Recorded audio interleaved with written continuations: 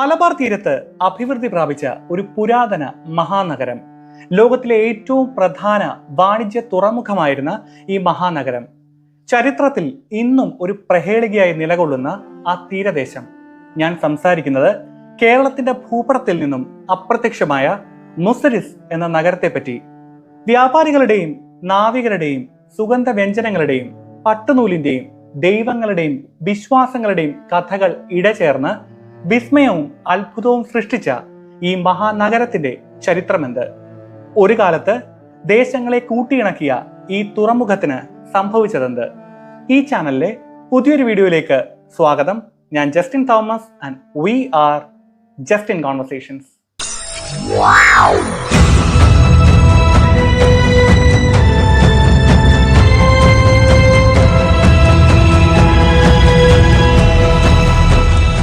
മുസിരിസ് എന്ന വാക്ക് കുരുമുളക് വള്ളികളുടെ കൂട്ടം എന്നർത്ഥം വരുന്ന മാരീചം എന്ന സംസ്കൃത പദത്തിൽ നിന്നും ഉരുത്തിരിഞ്ഞതാണ് എന്നതാണ് പറയപ്പെടുന്നത്. ദക്ഷിണേന്ത്യയുടെ പടിഞ്ഞാറൻ തീരത്ത് സ്ഥിതി ചെയ്തിരുന്ന ഈ പ്രദേശം അക്കാലത്ത് സുഗന്ധ വ്യഞ്ജനത്താൽ സമ്പന്നമായിരുന്നു. അതിന്റെ പ്രശസ്തി ദൂരവ്യാപകമായി വ്യാപിച്ച് ദൂരദേശങ്ങളിൽ നിന്നും കച്ചവടക്കാർ ദീർഘമായ കടൽ യാത്രകൾ നടത്തി നമ്മുടെ കറുത്ത പൊന്ന് സ്വന്തമാക്കുവാൻ ഇവിടേക്ക് എത്തിയിരുന്നു. അങ്ങനെയാണ് ഈ പ്രദേശത്തിന് മുസിരിസ് എന്ന പേര് ലഭിച്ചത് എന്നാണ് പറയപ്പെടുന്നത്. എന്നാൽ ഇത് യഥാർത്ഥത്തിൽ മുച്ചിരിപ്പട്ടണമായിരുന്നു എന്നതാണ് മറ്റൊരു വ്യാഖ്യാനം. മുച്ചിരി എന്നാൽ പിളർന്ന ചിറി എന്നാണ്. പെരിയാർ നദിയിലെ പിളർപ്പിൽ സ്ഥിതി ചെയ്യുന്ന തുറമുഖ നഗരമായിരുന്നതിനാലാണ് ഈ നഗരം മുച്ചിരിപ്പട്ടണം എന്നറിയപ്പെട്ടത്. ഗ്രീക്കുകാരും മറ്റു പാശ്ചാത്യരും ഇവിടേക്ക് എത്തിയപ്പോൾ മുച്ചിരിപ്പട്ടണം അവരുടെ ഉച്ചാരണത്തിൽ മുസിരിസ് ആയി മാറി എന്നതാണ് ആ വ്യാഖ്യാനം. അറബിക്കടലിലേക്കുള്ള സുരക്ഷിതവും വേഗതയുള്ളതുമായ യാത്രയ്ക്കായി മൺസൂൺ കാറ്റ് പ്രയോജനപ്പെടുത്തുന്നതിനായി പുരാതന ഈജിപ്തുകാർ അവരുടെ കപ്പൽ യാത്ര ആരംഭിക്കുന്ന മാസമാണ് മെസ്സോറി. അങ്ങനെ പുരാതന ഈജിപ്തുകാർക്ക് ഈ പ്രദേശം മസ്രിപ്പട്ടണമായിരുന്നു. അറബികളെ സംബന്ധിച്ചിടത്തോളം ഈ പ്രദേശം സിൻഗിലിനായിരുന്നു. ചങ്ങല എന്നർത്ഥം വരുന്ന ശൃംഖല എന്ന സംസ്കൃത പദത്തിൽ നിന്ന് ഉരുത്തിരിഞ്ഞതാണ് ഈ വാക്ക്. കടലിൽ നിന്ന് കേരളത്തിന്റെ ഉൾപ്രദേശങ്ങളിലേക്ക് ചരക്കുകൾ ഒരു കനാലിലൂടെ കൊണ്ടുപോയതിനാലാണ് ഇങ്ങനെ ഒരു പേര് വന്നത് എന്നാണ് പറയപ്പെടുന്നത്. സംഘകാവ്യങ്ങളിൽ മുസിരി എന്നും ഇതിഹാസ കാവ്യമായ രാമായണത്തിൽ മുരസി പട്ടണമെന്നും 11ാം നൂറ്റാണ്ടിലെ ഒരു ചേര ഭരണാധികാരിയായ ഭാസ്കര രവിവർമ്മന്റെ ജൂത ചെമ്പ് ഫലകത്തിൽ മുയിരിക്കോട്ടെന്നും ഈ പ്രദേശം പരാമർശിക്കപ്പെടുന്നു. പേരിന്റെ വകഭേദങ്ങളിൽ മുസിരി, മൂരാച്ചി പട്ടണം, മറിച്ചി പട്ടണം, മുസിരിക്കോട്, മാഗോദയ് പട്ടണം, മഹോദയ പട്ടണം തുടങ്ങിയവയും ഉൾപ്പെടുന്നു. നൂറ്റാണ്ടുകളുടെ വ്യാപാര സാംസ്കാരിക വിനിമയത്തിലൂടെ കടന്നുപോകുന്ന ആകർഷകമായ ഒരു യാത്രയാണ് മുസിരിസിന്റെ ചരിത്രം. മുസിരിസ് അഥവാ മുസിരിപ്പട്ടണം മലബാർ തീരത്തെ ഒരു പുരാതന തുറമുഖവും നഗര കേന്ദ്രവുമായിരുന്നു. BC 3000 തുടക്കത്തിൽ ബാബിലോണിയക്കാരും അസീറിയക്കാരും ഈജിപ്തുകാരും അറബികളും സുഗന്ധദ്രവ്യങ്ങൾ തേടി മലബാർ തീരത്ത് എത്തിയതോടെയാണ് മുസിരിസ് എന്ന വിസ്മയ നഗരത്തിന്റെ കഥ ആരംഭിക്കുന്നത്. ഇവിടെ നിന്നുള്ള വ്യാപാരം സമൃദ്ധമായി വർദ്ധിച്ചപ്പോൾ മുസിരിസ് എന്ന പട്ടണം ലോക വ്യാപാര ഭൂപടത്തിൽ തന്റേതായ സ്ഥാനം കൈവശമാക്കി.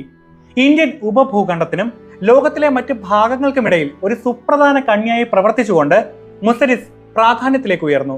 ഇന്നത്തെ കൊടുങ്ങല്ലൂർ, വടക്കൻ പറവൂർ പ്രദേശത്തായിരുന്നു മുസിരിസ് നഗരത്തിന്റെ കാതൽ എന്നാണ് പറയപ്പെടുന്നത്. ഊർജ്ജസ്വലമായ ഒരു വ്യാപാര കേന്ദ്രമെന്ന ഈ നഗരത്തിന്റെ പ്രശസ്തി പുരാതന നാഗരികതകൾ വളരെയധികം ആവശ്യപ്പെട്ടിരുന്ന വിലപിടിപ്പുള്ള ചരക്കുകളുടെ സുഗന്ധ വ്യഞ്ജനങ്ങളുടെ കൈമാറ്റം സുഗമമാക്കുന്നതിൽ പ്രധാന പങ്ക് വഹിച്ചു.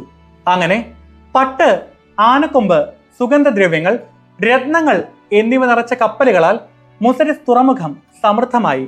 ഈ ചരക്ക് കപ്പലുകൾ നിരന്തരം വന്നു പോയിക്കൊണ്ടിരുന്ന മുസിരിസ് തുറമുഖം സമ്പൽ സമൃദ്ധിയുടെ കേളി നിലയമായിരുന്നു. ഈ കച്ചവടങ്ങളെല്ലാം മുസിരിസിനെ ലോകത്തിലെ ഏറ്റവും പ്രധാനപ്പെട്ട സമ്പന്നമായ തുറമുഖ നഗരമാക്കി മാറ്റി. അങ്ങനെ കേരള വ്യാപാര ചരിത്രത്തിന്റെ നാഴികക്കല്ലായി മുസിരിസ് മാറി. കൃത്യമായി പറഞ്ഞാൽ ഇന്നത്തെ കേരളം എന്ന അന്നത്തെ ഭൂപ്രദേശത്തെ അങ്ങനെയാക്കി മാറ്റിയെടുക്കുവാൻ മുസിരിസിന് സാധിച്ചു. പ്ലിനി, സ്ട്രാബോ തുടങ്ങിയ ഗ്രീക്ക്, റോമൻ പണ്ഡിതന്മാർ അവരുടെ പ്രസിദ്ധമായ ചരിത്രങ്ങളിൽ ഇത് പരാമർശിച്ചു. റോമൻ എഴുത്തുകാരനായ പ്ലിനി ദ എൽഡർ ഇന്ത്യയിലെ ആദ്യത്തെ എംപോറിയം എന്നും ലോകമെമ്പാടുമുള്ള കപ്പലുകൾ സംഗമിക്കുന്ന കച്ചവട കേന്ദ്രമെന്നും മുസിരിസിനെ വിശേഷിപ്പിച്ചു. സംഘകാല കവിയായ ഇളങ്കോവടികളും ആദ്യകാല തമിഴ് ഇതിഹാസങ്ങളിൽ ഒന്നായി കണക്കാക്കപ്പെടുന്ന ചിലപ്പതികാരത്തിൽ ഒരു തുറമുഖത്തെക്കുറിച്ച് വിവരിക്കുന്നു. പൗരാണിക തമിഴ് സംഘം കൃതികളിൽ വാണിജ്യ തുറമുഖമായ മുസരിയെക്കുറിച്ച് നിരവധി പരാമർശങ്ങളുണ്ട്. സംഘം കാലഘട്ടത്തിലെ പ്രമുഖ തമിഴ് കൃതിയായ അകനന്നറുവിൽ പെരിയാർ തീരത്തെടുക്കുന്ന യവന കപ്പലുകളെ കുറിച്ച് പരാമർശമുണ്ട്. സംഘം കാലഘട്ടത്തിലെ മറ്റൊരു പ്രമുഖ കൃതിയായ പുരാനന്നറുവിൽ മുസരിയുടെ ജലാശയങ്ങളെക്കുറിച്ചും വാണിജ്യ സംഘങ്ങളെക്കുറിച്ചും പരാമർശമുണ്ട്. തമിഴ് പൗരാണിക കൃതിയായ പത്തിരിപ്പാട്ടിൽ കടലിൽ കൂടി കൊണ്ടുവന്ന ആഭരണങ്ങളും മറ്റും സൂക്ഷിക്കുന്ന തുറമുഖങ്ങളെക്കുറിച്ച് പരാമർശങ്ങളുണ്ട്. എന്നാൽ ആ ജനപ്രീതിയും സമ്പൽ സമൃദ്ധിയും അധികകാലം നീണ്ടു നിന്നില്ല. 5-ാം നൂറ്റാണ്ടിന്റെ അവസാനത്തോടെ റോമൻ സാമ്രാജ്യം തകർച്ചയിലേക്ക് നീങ്ങി. ഇതോടെ കുരുമുളകിന്റെ ആവശ്യം കുറഞ്ഞു. അങ്ങനെ ചരക്ക് കപ്പലുകൾ മുസരിസിലേക്ക് എത്തുന്നത് താരതമ്യേന കുറഞ്ഞു തുടങ്ങി. എങ്കിലും ഇത് മുസരിസിനെ ഒരു തകർച്ചയിലേക്ക് കൊണ്ടുപോയില്ല.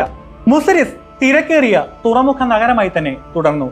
പക്ഷെ റോമക്കാർ മുസരിസിലേക്ക് കൊണ്ടുവന്ന ആ സമ്പത്ത് പിന്നീട് ഒരിക്കലും ഈ നാട് കണ്ടിട്ടില്ല എന്നതാണ് വാസ്തവം. എന്നാൽ മുസരിസ് എന്ന മഹാനഗരം മണ്ണോട് ചേർന്നത് ഇതുകൊണ്ടായിരുന്നില്ല.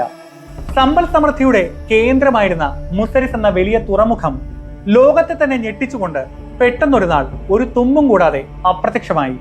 ഭൂപടത്തിൽ നിന്ന് അത് തുടച്ചു നീക്കപ്പെട്ടു. മൺസൂൺ കാറ്റിനെ ആശ്രയിച്ച് ഈജിപ്ഷ്യൻ തീരത്തെ ചെങ്കടൽ തുറമുഖങ്ങളിൽ നിന്ന് 14 ദിവസത്തിനുള്ളിൽ മുസരിസിൽ എത്തിച്ചേരാനാകുമായിരുന്നു എന്നാണ് പറയപ്പെട്ടിരുന്നത്. AD 1341 വരെ ഈ തുറമുഖം വ്യാപാരത്തിനായി തുറന്നിരുന്നു. AD 1341 ഒരു മഹാവിപത്ത് ഭൂപടത്തിൽ നിന്ന് മുസരിസിനെ അപ്രത്യക്ഷമാക്കി. 14-ാം നൂറ്റാണ്ടിൽ ഇന്നത്തെ കേരളം എന്ന അന്നത്തെ ഭൂപ്രദേശത്തുണ്ടായ വെള്ളപ്പൊക്കമാണ് 1341 വെള്ളപ്പൊക്കം എന്ന് പറയപ്പെടുന്നത്. ആ വർഷം ഭയങ്കരമായ ഒരു കൊടുങ്കാറ്റ് പെരിയാർ നദിയിൽ വെള്ളപ്പൊക്കമുണ്ടാക്കി. ജലനിരപ്പ് ഉയർന്നു. പ്രദേശത്തിന്റെ ഭൂമിശാസ്ത്രത്തെ മാറ്റിമറിച്ച് മുസരിസ് പട്ടണത്തെ മുക്കി. പ്രളയ സമയത്ത് പശ്ചിമഘട്ടത്തിൽ നിന്ന് പെരിയാർ നദിയിലൂടെ ഒഴുകിയെത്തിയ അധിക ചെളിവെള്ളം പെരിയാർ നദിയുടെ ഗതിയിൽ മാറ്റം വരുത്തുകയും പുരാതന പ്രകൃതിദത്ത തുറമുഖമായ മുസരിസിന്റെ നാശത്തിന് കാരണമാവുകയും ചെയ്തു എന്ന് പരക്കെ വിശ്വസിക്കപ്പെടുന്നു. ഈ വെള്ളപ്പൊക്കം ആലപ്പുഴയ്ക്കും കൊടുങ്ങല്ലൂരിനും ഇടയിലുള്ള തീരത്ത് വലിയ മാറ്റങ്ങൾ വരുത്തി. വൈപ്പിൻ ദ്വീപ് പോലെയുള്ള ഭൂപ്രദേശങ്ങൾക്കും പനങ്ങാട് കുമ്പളം മേഖലയിലെ മണ്ണ് നിക്ഷേപത്തിനും ഇത് കാരണമായി എന്ന് വിശ്വസിക്കപ്പെടുന്നു. കൊച്ചി തുറമുഖവും വേമ്പനാട്ടുകായലിലെ അഴിമുഖവും രൂപപ്പെടുന്നതിന് പ്രധാന കാരണം ഈ വെള്ളപ്പൊക്കമാണ് എന്ന് പറയുന്ന നിരവധി ചരിത്രകാരന്മാരുണ്ട്.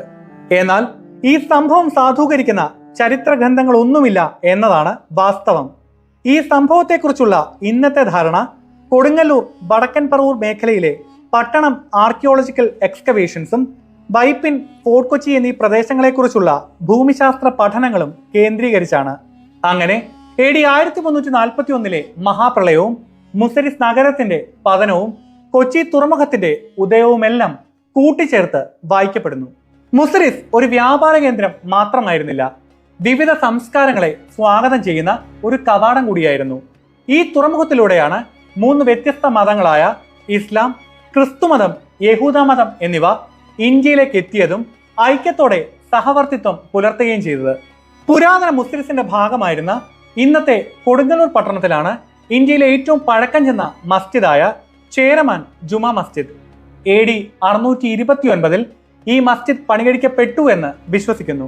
അതുപോലെ തന്നെ പുരാതന മുസ്ലിസിന്റെ ഭാഗമായി കരുതുന്ന വടക്കൻ പറവൂരിലാണ് AD 52 സ്ഥാപിതമായി എന്ന് വിശ്വസിക്കപ്പെടുന്ന കോട്ടക്കാവ് മർത്തോമ പള്ളി സ്ഥിതി ചെയ്യുന്നത്. ഈ പ്രദേശത്ത് നിന്നും അധികം അകലെയല്ല രാജ്യത്തെ ഏറ്റവും പഴക്കം ചെന്ന സിനഗോഗായ പരദേശി സിനഗോഗ്. കേരളത്തിന്റെ സമ്പന്നമായ വാണിജ്യ ചരിത്രത്തിലേക്ക് വെളിച്ചം വീശുന്നതാണ് നോർത്ത് പറവൂർ, പട്ടണം, കൊടുങ്ങല്ലൂർ പ്രദേശങ്ങളിൽ ഖനനം ചെയ്തപ്പോൾ ലഭിച്ച പൗരാണിക അവശിഷ്ടങ്ങൾ, ശിലാലിഖിതങ്ങൾ, പൗരാണിക നാണയങ്ങൾ, കാർഷിക യന്ത്രങ്ങൾ, ചിത്രങ്ങൾ, ആലേഖനം ചെയ്ത വസ്ത്രങ്ങൾ തുടങ്ങിയവയെല്ലാം സമീപ പ്രദേശങ്ങളിലെ ഖനനത്തിലൂടെ ലഭിക്കുകയുണ്ടായി. മുസരിസ് പട്ടണത്തിന്റെ ഭാഗമായിരുന്നു എന്ന് കരുതപ്പെടുന്ന പ്രദേശങ്ങളെ പൈതൃക സംരക്ഷണ മേഖലയായി പ്രഖ്യാപിക്കുകയുണ്ടായി. എറണാകുളം ജില്ലയിലെ വടക്കൻ പറവൂർ മുതൽ തൃശൂർ ജില്ലയിലെ കൊടുങ്ങല്ലൂർ വരെ നീണ്ടുകിടക്കുന്നതാണ് മുസരിസ് പൈതൃക സംരക്ഷണ മേഖല. എറണാകുളം ജില്ലയിലെ ചേന്ദമംഗലം, ചിറ്റാറ്റുകര, വടക്കേക്കര, പള്ളിപ്പുറം പഞ്ചായത്തുകളും തൃശൂർ ജില്ലയിലെ എറിയാട്, മതിലകം, ശ്രീനാരായണപുരം, വെള്ളാങ്ങല്ലൂർ പഞ്ചായത്തുകളും ഇതിൽ ഉൾപ്പെടുന്നു. കൊടുങ്ങല്ലൂരിൽ നിന്ന് 12 കിലോമീറ്റർ അകലെയുള്ള എറണാകുളം ജില്ലയിലെ പട്ടണം എന്ന പ്രദേശത്ത് നടത്തിയ ഖനനത്തിൽ മഹാശിലായുഗത്തിലെ പാത്രങ്ങൾ, ചെമ്പ്, ഇരുമ്പ് നാണയങ്ങൾ, പത്തേമാരിയുടെ അവശിഷ്ടങ്ങൾ, ചെറിയ തടി വള്ളങ്ങളുടെ അവശിഷ്ടങ്ങൾ തുടങ്ങിയ സുപ്രധാന തെളിവുകൾ ലഭിച്ചു. തൃശൂരിൽ സ്ഥിതി ചെയ്യുന്ന കരൂപ്പണന്ന ചന്തയും കോട്ടപ്പുറം ചന്തയും മുസിരിസ് പ്രതാപകാലത്തെ പ്രമുഖ വാണിജ്യ കേന്ദ്രങ്ങളായിരുന്നു.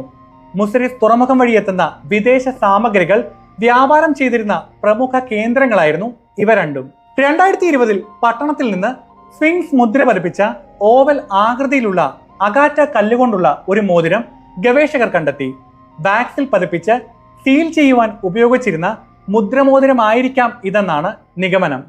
എന്നിരുന്നാലും കുരുമുളകിന്റെ നഗരമെന്നും വീഞ്ഞിന്റെയും ധനത്തിന്റെയും നഗരമെന്നും അറിയപ്പെട്ടിരുന്ന മുസിരിസിനെ പറ്റി നമ്മുടെ അറിവ് ഇപ്പോഴും പരിമിതമാണ്. അങ്ങനെ ലോകത്തിലെ തന്നെ ഏറ്റവും പ്രാചീനമായ വാണിജ്യ തുറമുഖമായിരുന്ന മുസിരിസ്, റോമക്കാർ, യവനക്കാർ തുടങ്ങിയവർ ആദ്യമായി തെക്കനേഷ്യൻ ഭൂഖണ്ഡവുമായി വാണിജ്യബന്ധം തുടങ്ങിയത് മുസിരിസുമായിട്ടാണ് എന്ന് കരുതപ്പെടുന്നു. വിയന്ന മ്യൂസിയത്തിൽ സൂക്ഷിച്ചിരിക്കുന്ന ഒരു ചുരുളിൽ അലക്സാന്ദ്രിയയും മുസിരിസും തമ്മിൽ നടത്തിയിരുന്ന വാണിജ്യ കരാറുകളുടെ രേഖകൾ നമുക്ക് കാണുവാൻ സാധിക്കും. 2500 വർഷങ്ങൾക്ക് മുമ്പ് നിലനിന്നിരുന്ന അതീവ സമ്പന്നമായ ഒരു തുറമുഖ സംസ്കാരത്തിന്റെ അവശേഷിപ്പാണ് മുസിരിസ്. ആഗോള വ്യാപാരത്തിന്റെ തിരക്കേറിയ കേന്ദ്രമായിരുന്ന മുസിരിസ് ഇന്ന് പുതിയ ലോകത്തിന്റെ അടിത്തറയ്ക്ക് താഴെ കുഴിച്ചു മൂടപ്പെട്ടിരിക്കുന്നു. അതിന്റെ ചടുലമായിരുന്ന വ്യാപാര സ്ഥലങ്ങളും ബഹുസാംസ്കാരിക തെരുവുകളും നിശബ്ദമായിരിക്കുന്നു. അതിശക്തമായ നഗരങ്ങളുടെ പോലും നശ്വരതയുടെ ഉത്തമ സാക്ഷ്യം വിളിച്ചോതുന്ന മുസിരിസിന്റെ കഥ ഇവിടെ അവസാനിക്കുന്നു. പക്ഷെ കോൺവെർസേഷൻസ് അത് തുടർന്നുകൊണ്ടേയിരിക്കും. We were just in conversations. Good by.